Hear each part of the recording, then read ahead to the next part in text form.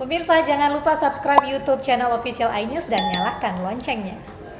Dan terkait dengan penggerbekan sejumlah lokasi yang diduga terkait dengan jaringan JAD, terkait dengan pengeboman yang dilakukan atau terjadi kemarin siang di Makassar, Sulawesi Selatan, kami akan bahas bersama pengamat teroris yang juga merupakan mantan komandan NII Negara Islam Indonesia, ada Pak Ken Setiawan. Apakah sudah tergabung bersama kami? Selamat siang, Pak Ken. Pak Ken, selamat siang. Halo. Ya, selamat siang Pak Ken, sudah bisa mendengar suara saya? Sudah. Assalamualaikum. Waalaikumsalam warahmatullahi wabarakatuh. Terjadi penggerebekan satu hari pasca ledakan kemarin di beberapa tempat sekaligus. Ada di Bekasi, ada di Makassar, kemudian juga di Condet. Apa yang Anda lihat dari penggerebekan ini? Ini adalah rangkaian yang menurut saya perlu mendapatkan perhatian penuh dari aparat. Karena mereka yang jelas marah ya pada pemerintah dan aparat, khususnya Kapolri ini kan yang dianggap adalah musuh yang nyata bagi mereka, karena di saat Kapolri yang sekarang jor-joran penangkapan kepada jaringan mereka, termasuk penggalangan dananya, mereka sekarang di-stop kan, jadi rekeningnya di-stop, mereka sekarang marah, dan jaringan mereka jangan salah, ini yang sel-sel aktif, yang mereka berpotensi itu bukan jumlahnya puluhan atau ratusan, masih ribuan. Jadi saya khawatir ini kalau yang terkontrol mungkin masih bisa dimonitor. Khawatirnya ini kan yang lone wolf, orang yang sudah punya keterampilan tapi tidak bergabung pada suatu kelompok. Ini yang bisa melakukan aksi di kapanpun dan selama dia mau. Nah, ini menurut saya sangat berbahaya. Jadi banyak jaringan-jaringan yang dia hanya terpapar di media sosial misalnya, tapi karena dia punya kebencian kepada negara, sudah punya aparat ini tauhid, negara ini salah, harus diganti dengan negara Islam atau khilafah. Nah, ini orang-orang ini yang menurut saya sangat-sangat berbahaya saat ini. Oke, Pak Ken, biasanya sebenarnya skema dari jaringan ini seperti apa? Ketika mereka sudah melakukan satu aksi, kemudian jaringan mereka sudah diketahui, tentunya mereka akan waspada dengan penggerebekan yang akan dilakukan selanjutnya. Tapi pada hari ini sudah ditangkap lagi terduga 2 orang. Apakah memang mereka yang tertangkap biasanya tidak begitu tanda kutip licin untuk berpindah tempat misalnya dengan adanya penggerebekan yang masif dilakukan setelah adanya ledakan? Salahnya mereka masih menggunakan komunikasi. Jadi ini kan komunikasi masih terpantau oleh aparat. Dan bukan hanya sekarang, kemarin di NTB 4 orang yang juga terkait dengan bom gereja di Makassar juga tertangkap juga. Jadi banyak sekali, dan ini menurut saya warning kita kepada masyarakat. Kita kalau ada orang di sekitarnya yang sudah kita curigai, bahkan teridentifikasi, kita harus laporin ke aparat supaya aparat bisa menindak tegas orang-orang yang sudah terindikasi dengan paham radikal dan terorisme ini. Oke, Pak Ken, 2 tempat yang digerebek hari ini diduga adalah 2 diantaranya merupakan showroom mobil. Ada kaitankah? Mereka sekarang memang menggunakan jaringan organisasi dan bisnis. Karena ini dianggap juga sebagai salah satu masukan selain jaringan-jaringan FAI yang mereka anggap sebagai misalnya hal-hal di luar kelompok mereka kafir, termasuk yang ramai sekarang adalah penggalangan dana lewat amal ya, yang mereka sudah di blow up oleh media, sekarang otomatis sudah tidak menggunakan itu lagi. Hari ini malah justru mereka pasang iklan jor-joran di media sosial dengan dalih bahwa ini bantuan kepada umat yang membutuhkan misalnya, termasuk bantuan kepada rumah tempat ibadah, bantuan ke tempat kitab-kitab suci. Jadi untuk mengkampanyekan bahwa kita harus menggunakan ajaran Tuhan ini untuk bersama-sama menuju kedamaian, walaupun faktanya mereka adalah dengan pola-pola kekerasan yang terjadi seperti kasus terorisme saat ini. Nah, ini masyarakat banyak yang tidak tahu, menganggap bahwa ini sumbangan mereka nanti pasti dialihkan kepada hal yang benar, padahal sejatinya mereka seperti ngasih makan macan. Ini sekali besar mereka akan menerkam yang memberi makan. Nah, ini otomatis banyak masyarakat menjadi donatur teroris, padahal niat mereka bagus. Nah, ini media sosial terutama di Facebook, kalau mereka pasang iklan di mana-mana, termasuk di grup-grup WhatsApp.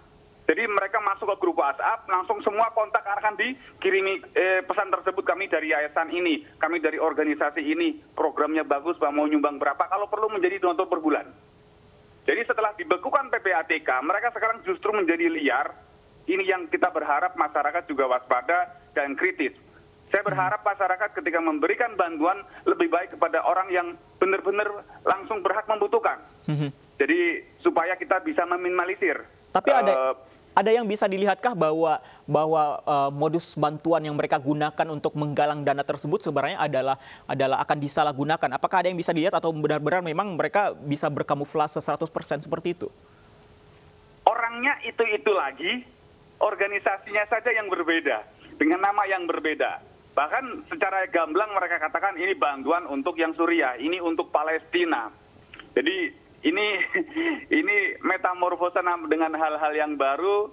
Ya mungkin karena tadi rekeningnya yang lama kan sudah diblokir.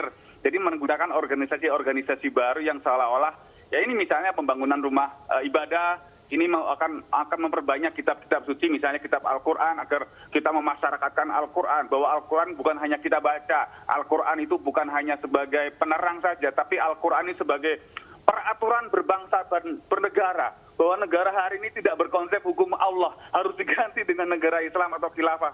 Al-Quran kita jadikan peraturan. Nah ini provokasi kepada masyarakat yang kadang-kadang minim literasi ketika disampaikan ini, oh ternyata benar.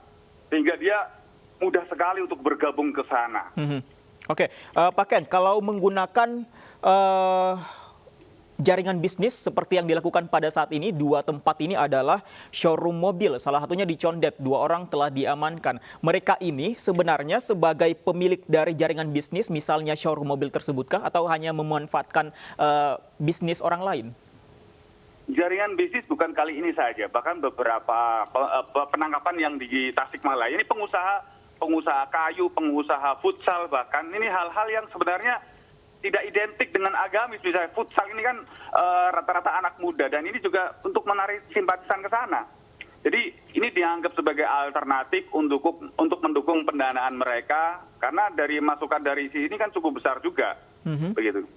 Begitu cepatkah mereka merintis bisnis untuk kemudian mereka gunakan sebagai kamuflase operasi mereka? Mereka kan dari penggalangan dana yang kemarin dialokasikan bukan semua untuk membangun. Ternyata juga dialokasikan untuk sentra-sentra bisnis yang mereka harap sebagai pendulang dari pemasukan bisnis dan untuk kepentingan mereka. Oke, baik.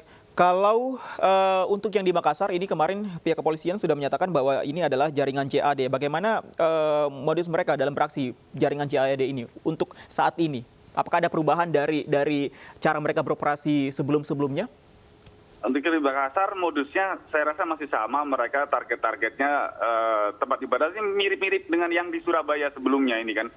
Jadi ini sangat ngeri bila sampai aparat lengah. Satu kali terjadi kali lagi ini akan mengakibatkan negara tidak aman, seolah-olah ini adalah konflik antar agama karena yang disasar adalah rumah ibadah. Selama ini kan misalnya gereja dibom ini tidak ada reaksi. Nah, kita juga berharap dari kalangan gereja ini tidak terprovokasi karena memang ini di samping yang lokal ini adalah proxy war. Ini juga menurut saya ada andil dari internasional yang mengharapkan memang Indonesia terpecah belah. Bukan hanya ini saja, antar suku, antar agama yang seagama kita ribut. Ini saatnya kita bersatu bahwa kita terancam. Jadi kita harus waspada. Jadi kita harus merasa bahwa di sekitar kita itu ada musuh kita jangan sampai lengah.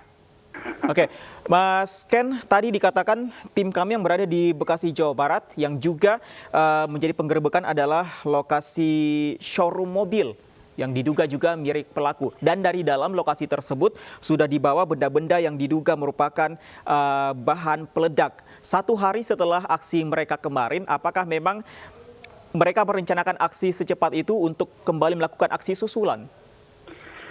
Sebenarnya saya rasa ini sudah direncanakan cukup lama karena memang jaringan Bekasi ini di sini komplit dan paling banyak di Bekasi ini adalah jaringan perantau. Orang yang dari daerah datang ke ibu kota berencana bekerja untuk membantu keluarga. Dari sini sama-sama perantau menggunakan kearifan lokal direkrut. Dan biasanya nih malah udah sampai setahun, 2 tahun, sampai puluhan tahun ada yang nggak pulang. Saya pernah nangani di Bekasi itu pelanggan perantau sampai pergi ke ISIS karena dia terpapar oleh paham radikal. Kalau seorang pelajar misalnya pulang sore biasa pulang malam ketahuan orang tua, pembayaran sudah dikasih minta lagi ketahuan orang tua. Lah kalau kalangan buruh, perantauan tinggal di pinggiran Jakarta, Bekasi, Cikarang, memang di situ banyak wilayah perusahaan ya, kawasan perusahaan. Kalau sudah bergabung ini kan totalitas, mau nggak pulang sehari, 2 hari, mau seminggu, sebulan. Paling kalau nggak pulang sebulan yang nyari yang punya kontrakan. Nah ini ketika anak-anak ini bergabung totalitas ngeri sekali. Jadi mereka bisa 24 jam bergerak bersama kawan-kawan mereka. Nah ini yang juga merupakan penyumbang bagian kelompok radikal yang cukup banyak di kalangan perantau ini yang mungkin sampai sekarang belum tersentuh oleh pemerintah. Karena mungkin laporannya jarang sekali masuk dari kalangan kelompok radikal dari kalangan buruh ini. Oke, Mas Ken, selain rumah ibadah, apakah ada tempat-tempat lain yang menjadi target dari kelompok radikal yang saat ini beroperasi? Kantor polisi, karena dianggap polisi itu menghalangi mereka. Bahkan bahasa kita itu polisi itu memadamkan cahaya Allah. Jadi dengan nangkap-nangkap mereka, menyetop aksi dana mereka, ini kan otomatis juga menghalangi jihad mereka yang anggap sebagai amaliyah ini kan. Jadi maka banyak juga sebelum ini kita lihat banyak kasus-kasus terorisme itu yang disasar aparat polisi atau Mapolda misalnya sebagai tempat mereka untuk berkumpul aparat. Oke. Semoga ini menjadi kewaspadaan semua pihak, terutama pihak kepolisian. Terima kasih Mas Ken Setiawan sudah bergabung bersama kami dan berbagi informasi yang bermanfaat tentunya. Selamat siang Mas Ken.